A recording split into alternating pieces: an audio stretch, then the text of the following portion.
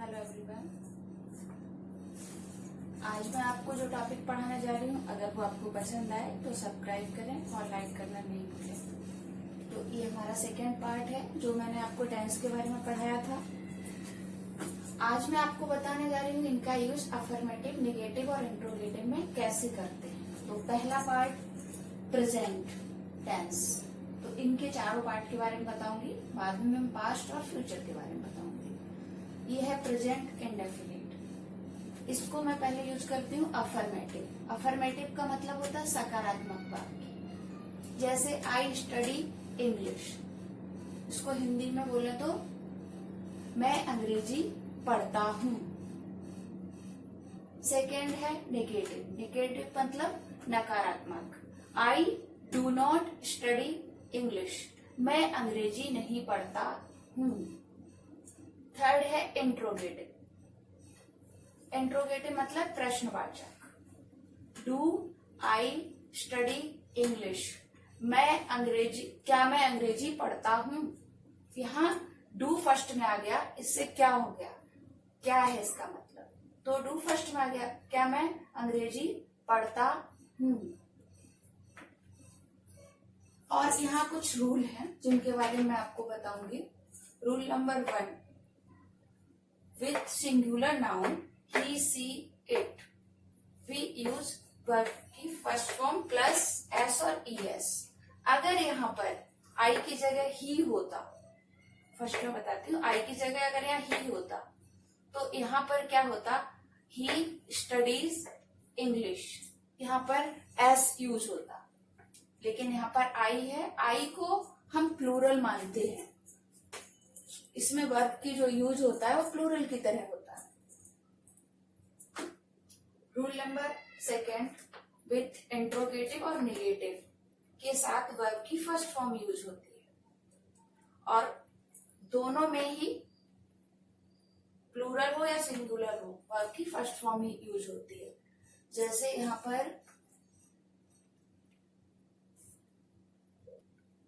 देखिए, अगर यहाँ पर ही होता तो ही के साथ हम एस और ईएस यूज करते हैं, लेकिन जब बीच में नॉट आ जाता है तो फिर हम वर्ब की फर्स्ट फॉर्म ही यूज करते हैं। ऐसे यहाँ है, यहाँ एक हेल्पिंग वर्ब यूज हो गया डू, इसलिए अगर यहाँ पर ही होता तो भी हम यहाँ स्टडीज नहीं लिखते, स्टडी ही लिखते।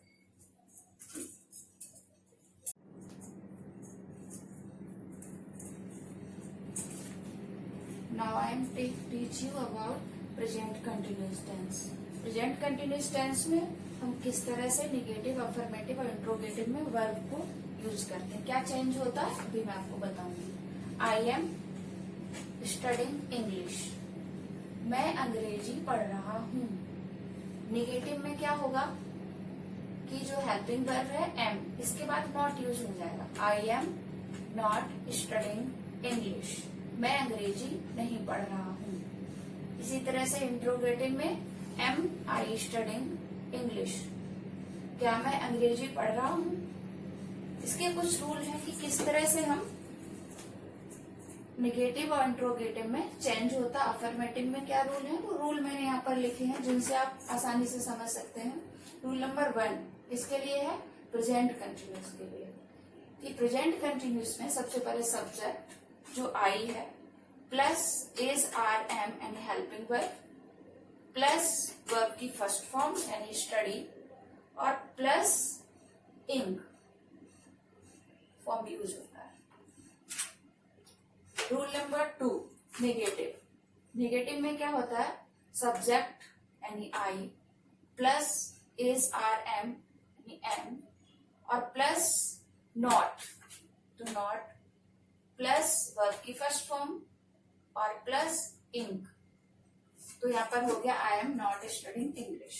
अब इंट्रोगेटिव में क्या होता है, जो हेल्पिंग वर्ब सब्जेक्ट के बाद है उसे हम फर्स्ट में ले आएंगे और यहाँ हो जाएगा एम आई स्टडिंग इंग्लिश, क्या मैं अंग्रेजी पढ़ रहा हूँ। तो अभी आपको समझ में आ गया होगा कि प्रेजेंट कंटिन्यूअस के क्या रूल हैं। आगे मैं आपको बताने वाली हूँ प्रेजेंट परफेक्ट। आगे हम बताएंगे प्रेजेंट परफेक्ट में। तो अभी हम प्रेजेंट परफेक्ट के बारे में पढ़ेंगे। सबसे पहले मैं आपको रूल बताना चाहूंगी। रूल नंबर 1 यानी अफर्मेटिव। सबसे पहले subject plus has have plus verb की थर्ड फॉर्म यूज होती है।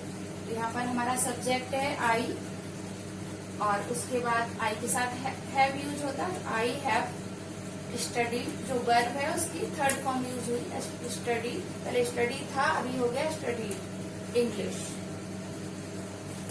मैं अंग्रेजी पढ़ चुका हूँ। रूल नंबर 2 सब्जेक्ट यानी निगेटिव में, नकारात्मक में कैसे यूज होगा? Subject plus has plus have plus not और प्लस वर्ब की थर्ड फॉर्म। तो सबसे पहले सब्जेक्ट हमारा आई है, और यहाँ पर हैव यूज होता है आई के साथ। आई हैव नॉट स्टडी इंग्लिश। मैं अंग्रेजी नहीं पढ़ चुका हूँ। मैं अंग्रेजी नहीं पढ़ चुका हूँ। रूल नंबर 3 इंट्रोगेटिव में क्या रूल यूज होते हैं? सबसे पहले हैव हैज, जो फर्स्ट में आ जाएगा, जो यहाँ पर बीच में था, प्लस सब्जेक्ट, फिर सब्जेक्ट आएगा जैसे आई, प्लस वर्ब की थर्ड फॉर्म, और फिर ऑब्जेक्ट। तो यहाँ पर हैव आई स्टडी इंग्लिश, क्या मैं अंग्रेजी पढ़ चुका हूँ? तो आपको समझ में आ गया होगा कि हम किस तरह से यूज करेंगे।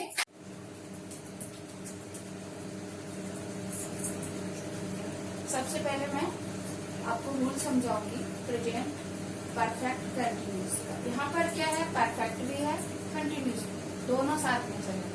तो इसको मैं एग्जाम्पल से पहले रूल समझाऊंगी, उसके बाद में आपको एग्जाम्पल समझाऊंगी। इसमें सबसे पहले सब्जेक्ट आता है, प्लस हैज हैव आता है, प्लस बीन आता है, और प्लस वर्ब की first form plus in form आती है। यहाँ पर है I have been studying English.